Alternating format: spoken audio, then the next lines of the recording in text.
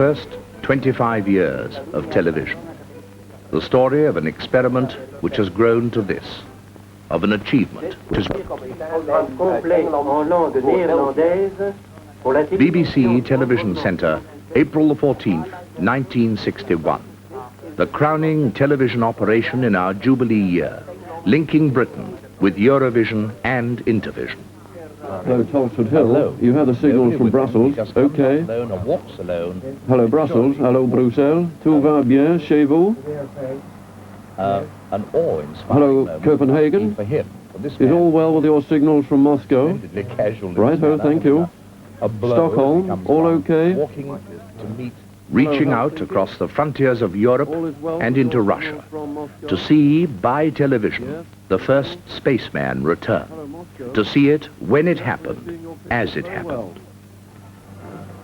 And there is Mr. Khrushchev. They're meeting for the first...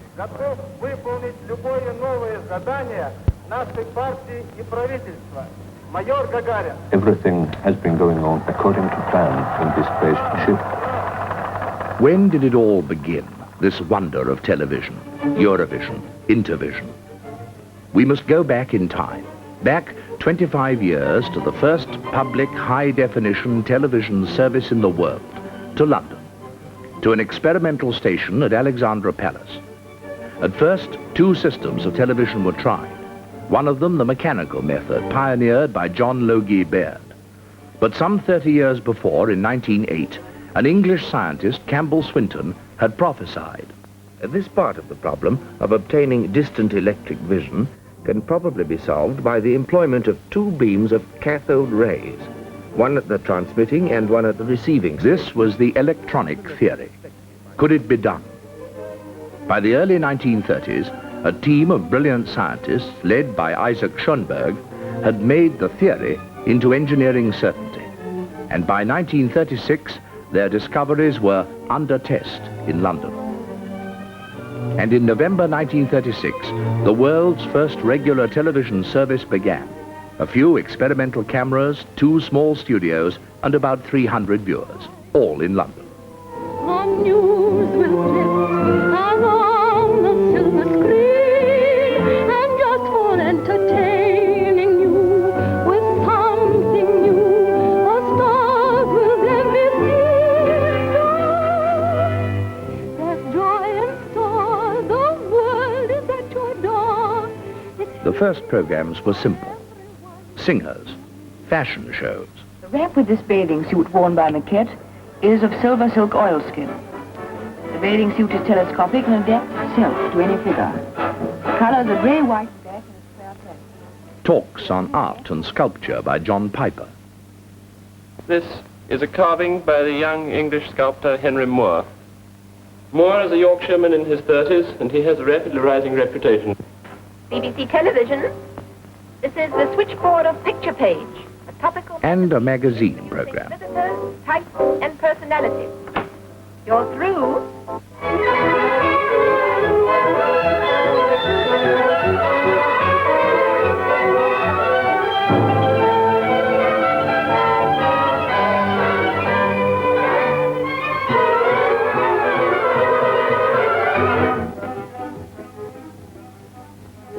One day, we wheeled the cameras out of the studios to let them take a look at the world. Well, to take a look at London. This was to be the first outside broadcast. And soon they were in the heart of London, to let our viewers see the coronation procession of King George VI and Queen Elizabeth. It was May 1937.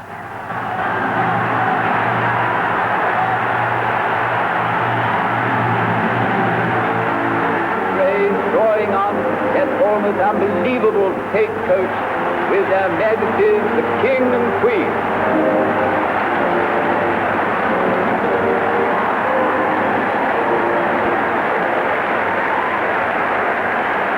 We were televising history, but already history was catching up with us. As Lily Palmer's sister, Irene Prado, gave us all her Austrian charm, dictators were ranting in Europe. Mein Mädel frisch zum Tanz, schmückt die Locken ihm kann. Komm, mein Herrchen, Schatz, zum Ball, zum Lustern, Tanz im Wienerwald. In 1938, an announcer had her fate foretold. Dominated, is your personality dominated by the zone of instincts. I imagine that you could find your way alone in the dark. And our Prime Minister returned from Germany to forecast ours. Symbolic of the desire of our two peoples never to go to war with one another again. It was 1939. 3 short years of pioneering in television, and then war. Congratulations, your picture show was fine. It's a hit, and we want to shake your September the 1st, 1939. And this cartoon was on the air, the last program. Birkinshaw, will you shut down the service, please? The screens were blanked, for in war, television had a new importance, as radar. Biggin Hill, serial 97, squadron 32, intercept grade 45, 15,000. Correct.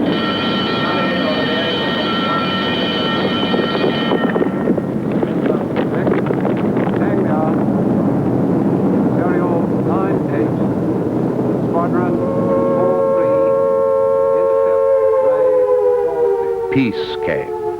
The screens of war were dimmed, and television returned. It was May 1946, and we were still the only television service in the world. We restarted in time to televise the Victory Parade. Representatives of 10 European countries saw the Victory broadcast and came to see us at work. At this time, the range of our broadcasts was not much more than 30 miles, but new stations were opened and the distance increased. From London to the industrial Midlands, to the north, to Scotland, to the West Country. Soon we'd cross the sea to the continent beyond the Channel.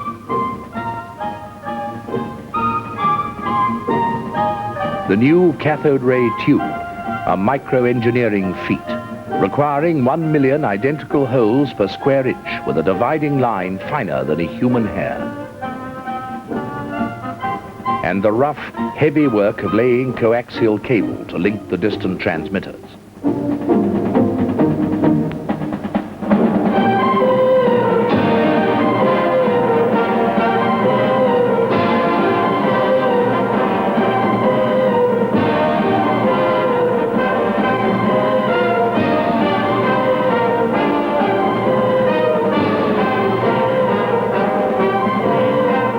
Television spread across Britain, and the rooftops took on a new look.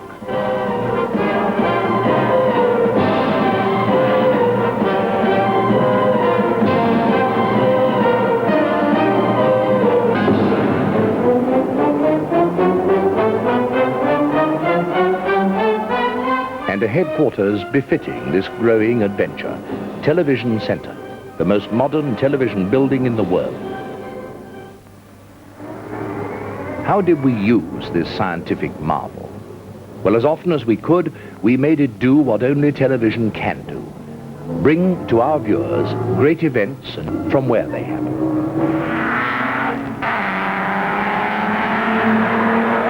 The Olympic Games in Britain.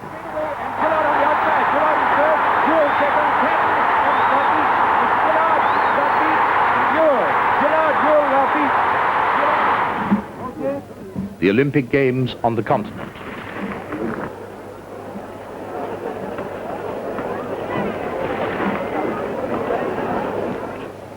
In 1953, we prepared for our biggest outside broadcast, the coronation of Queen Elizabeth II.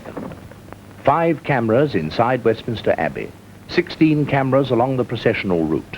A broadcast that was to be seen simultaneously by millions of viewers in Britain and on the continent.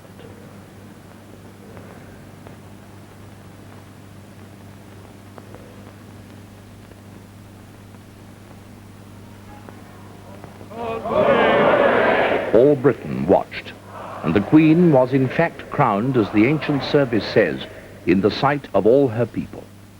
From that day on, television's audience and impact were national. In the cities of Europe, the appeal of this ancient ritual, with its roots deep in the European past, was equally powerful.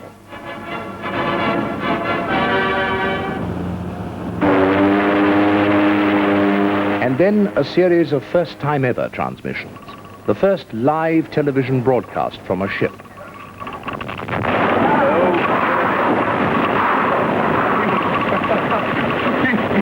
On the bridge, everybody, including the captain, has suddenly been soaked to the skin. For the first time ever, you are looking in the control room of a British submarine 40 feet under the surface of the English Channel. And this is what Commander Higgins can see through his periscope. You now are looking through the periscope yourselves. We put our cameras in an aeroplane and took off. You're seeing it as it happened. Airborne.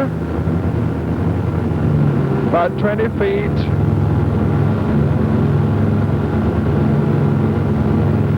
See the Fairport lights. We caught the vitality of the Russian army dancers in close-up.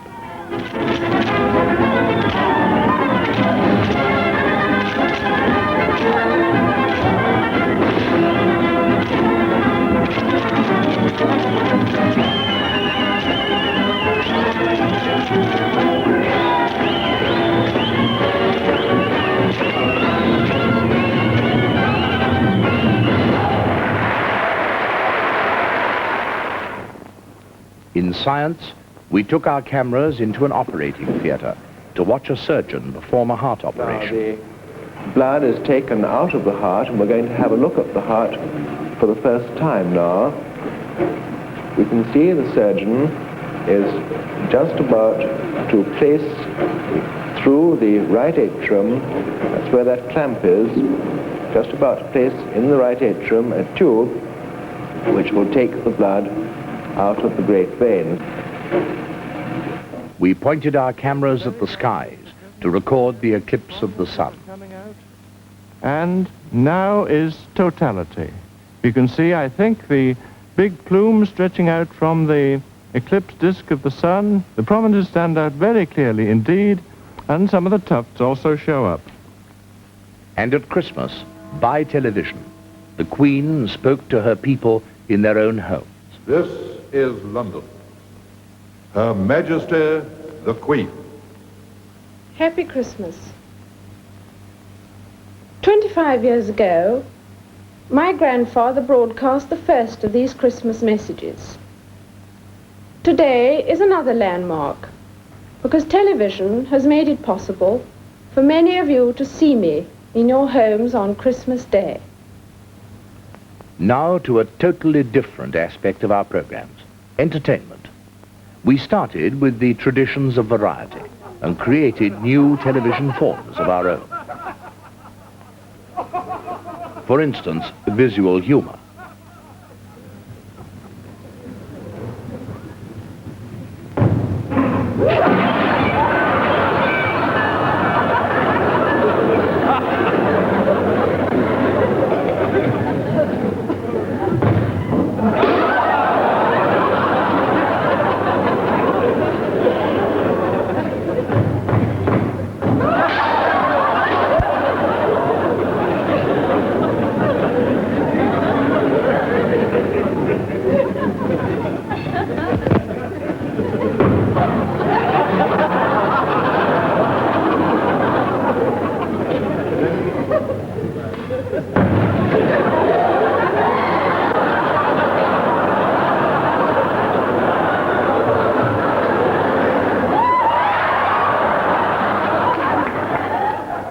We gave musical comedy an open-air look.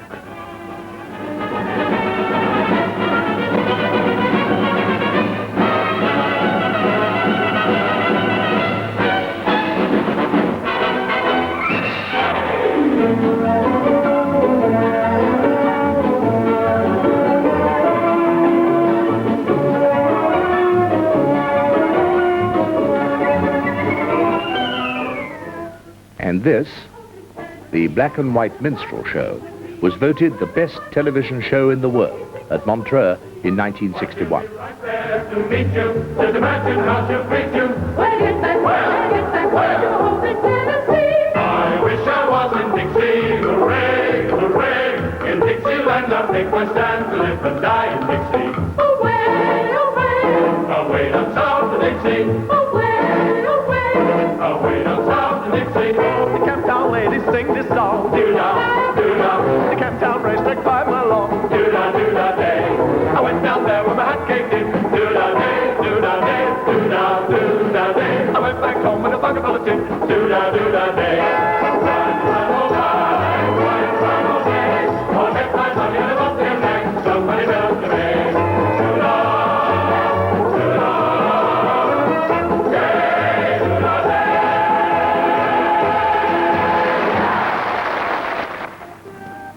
The older children helped to make their own shows.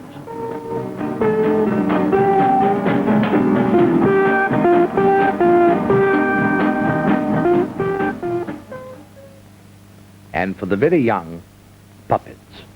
Thieves, beware! Dick Muffin waves his tail. He rounds them up and he tracks them down, follows them round and round the town, wearing a most important crown. Dick Muffin's on the trail, bravo, Dick Muffin.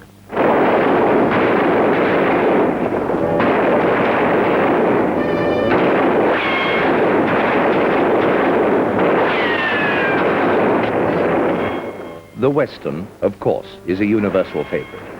But the most difficult and perhaps the most moving program for children was a dramatization from the Bible, the story of Jesus of Nazareth. You are the Son of God, Jesus, the Messiah. What are you going to do? How are you going to begin? Father, show me the way. Let me not fall into temptation. Not my will, but thine be done. Nothing and documentary features. This is how the wide-ranging weekly program Panorama reported the Hungarian uprising from inside Hungary. The cemetery at Magyaróvár. Age 24, age 23. Outside the cemetery fence are buried the bodies of 2 secret policemen. They were lynched by the survivors of the massacre. Győr was celebrating the revolution. Rákosi, the hated dictator, was only a memory. For Tonight, a daily topical magazine, reporters roam the world. From Canada, Alan Wicker brings an unusual view of an icebreaker. Here it comes, as fast as it can, at this ice. And if I suddenly disappear, you'll know that it's a very successful icebreaker.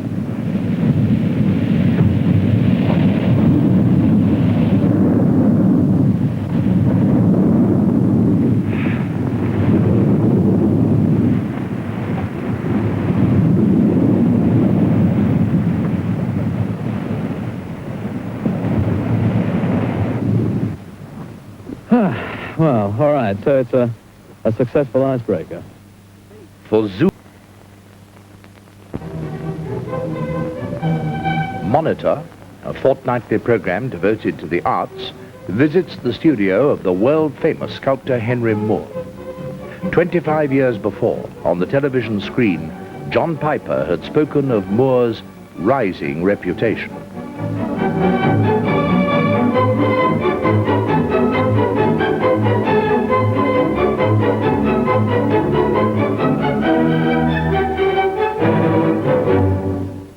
In press conference, people who write the news question world leaders who make the news. The late Mr. Dag Hammarskjöld, Secretary General of the United Nations. Mr. Nehru, Prime Minister of India. I know very little about television, except what I've heard about it. Mrs. Eleanor Roosevelt of the USA. I have a... Sir Anthony Eden, at that time Foreign Secretary of Great Britain. Prime Minister, happy days. Happy days. we celebrated the 80th birthday of Sir Winston Churchill. I'm grateful that modern science has enabled me, upon my birthday, to receive in this amazing manner their friendly greetings and good wishes. Dame Edith, the world outside your own circle of friends tends to think of you as being remote, eccentric, forbidding, and rather dangerous. Now, perhaps that's a false impression. Dame Edith Sitwell, in a program where famous people talk frankly about their lives. People like Klemperer, the conductor.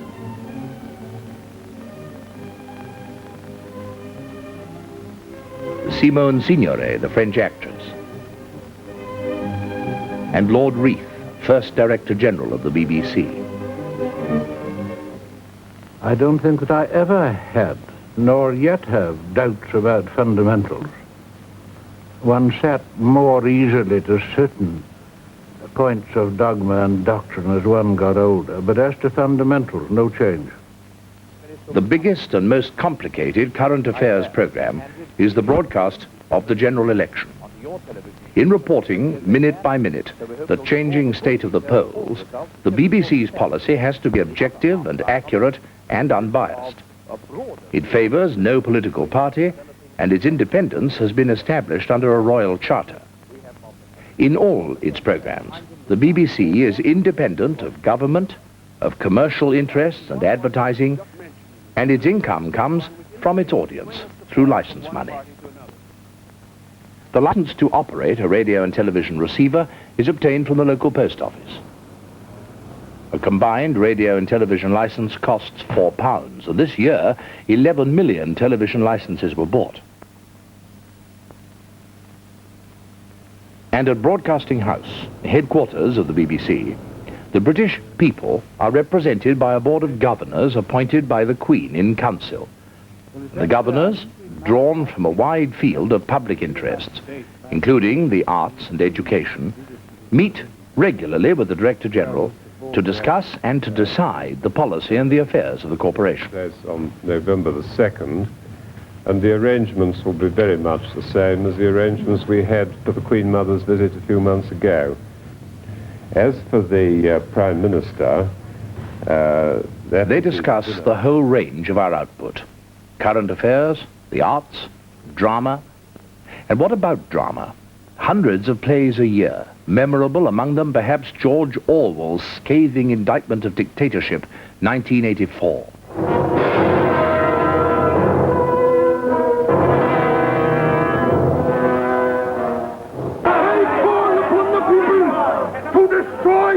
The tyrant who calls himself Big Brother!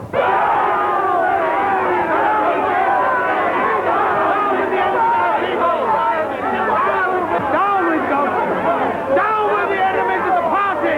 Hit him! Smash him! Outjolly him! Tear him to pieces! Down with Goldstein!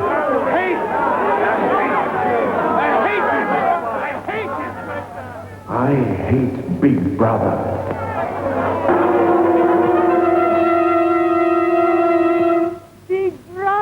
Watch over us! You save us! You help us! Be our protector! Brother!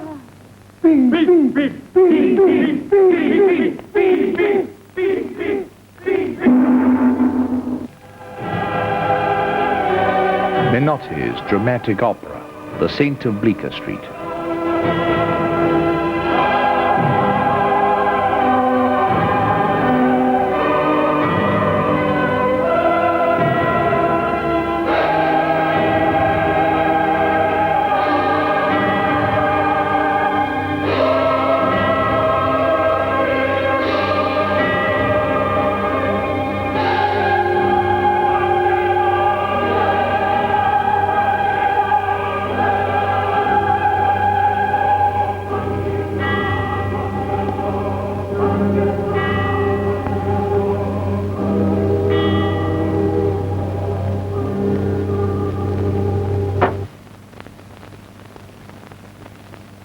I must be careful to pour the same amount of hot water One of the most important recent developments in BBC television is our schools television service, broadcast during school hours.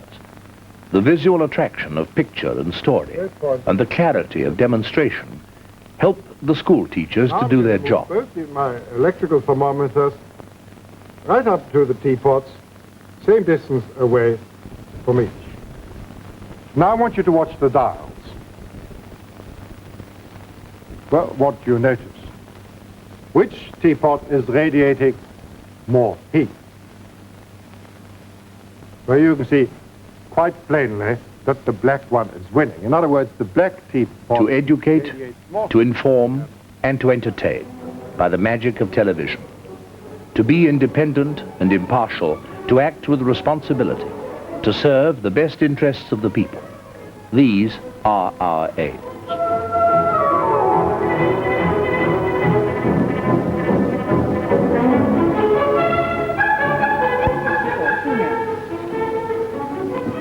Two in queue here. 65.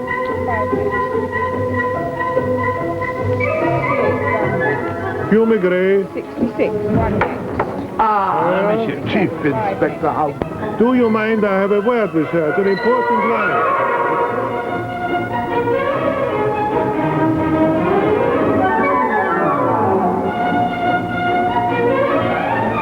It all began as an experiment 25 years ago. Now, it reaches out in French. In a few years' time, the continents will be linked by television. We shall then be seeing you and you us live. To that day, we look forward in our Jubilee year. Hello, Australia. BBC London here. Can you hear us? Yes, I can hear you. Can you see us, Australia? Australia, can you see us? Hello, Australia, can you... Yes, I can see you, London. Reception clear. I can see you.